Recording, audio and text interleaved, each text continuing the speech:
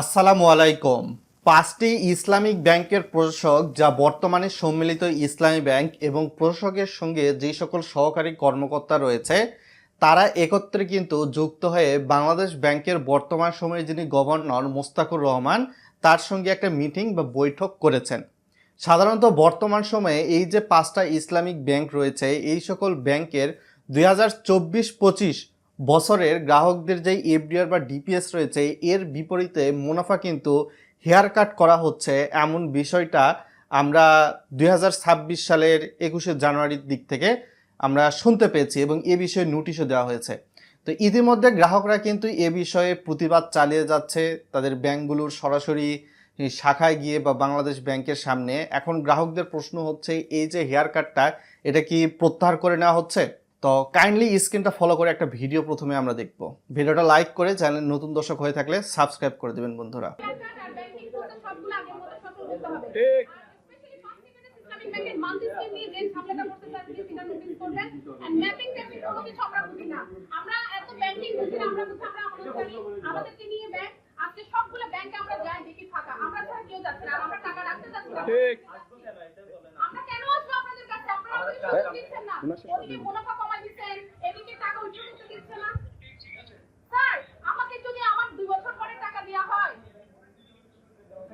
এখনো পর্যন্ত উনি সার থাকবে না।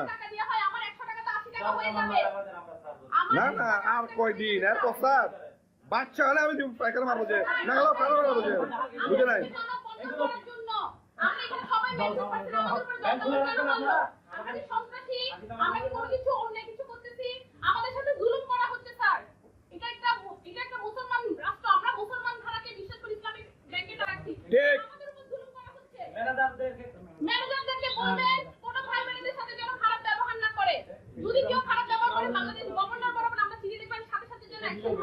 আমি বারবার বলতেছি ক্লিয়ার করতে, এটা লস হয়ে গেছে, চেষ্টা করে ওনাদেরকে বহাল করে দিবেন স্যার। আমরা রাস্তায় বলতে চাই না স্যার, আমরা ব্যবসা করতে আসছি, ব্যবসা করে ব্যাংকে টাকা রাখবো, ব্যাংকে সতর্ক করে দিন, ব্যাংকে ফোন করে দেন স্যার। 6 মাসে ব্যাংক দাঁড়ায় যাবে স্যার, 6 মাসে আমরা ব্যাংক দাঁড়া করাবো।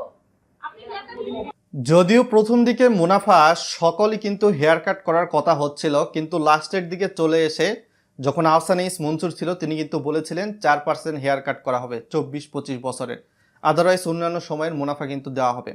তো বাংলাদেশ ব্যাংকের বর্তমান যিনি গভর্নর রয়েছে, তিনি কিন্তু জানিয়েছে এই যে মার্জার প্রক্রিয়া, পাঁচটি ব্যাংক একত্রে একীভূত হয়ে, এটা কিন্তু বন্ধ হচ্ছে না, কেননা সরকারের এখানে 20,000 কোটি টাকা অলরেডি চলে গিয়েছে এবং আমানত বীমা সুরক্ষার আওতায় 12,000 কোটি টাকা কিন্তু ইতিমধ্যে প্রদান করা হয়েছে গ্রাহকদের।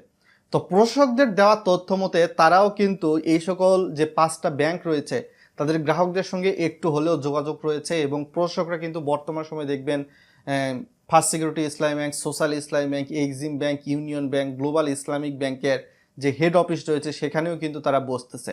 তো যার ফলশ্রুতিতে এই পাঁচটি ব্যাংকের যতগুলো শাখা রয়েছে, শাখায় গিয়ে যেহেতু গ্রাহকরা বিশেষ করে প্রতিবাদ জানাচ্ছেন হেয়ার কাট যাতে কর্তন করা না হয়, গ্রাহকরা যাতে মুনাফা পায়, তো এই বিষয়ে বলার কারণে ওই সকল শাখার ম্যানেজার কিন্তু আবার মেন ব্যাংক যেটা রয়েছে ঢাকায় ব্রাঞ্চ, সেখানে কিন্তু আবার এই বিষয়টা আদান প্রদান করতেছে, যার ফলশ্রুতিতে প্রশাসকরাও কিন্তু বিশেষ করে জানাচ্ছে যাতে হেয়ার কাটটা প্রত্যাহার করার বিষয়ে সিদ্ধান্ত নেওয়া হয়।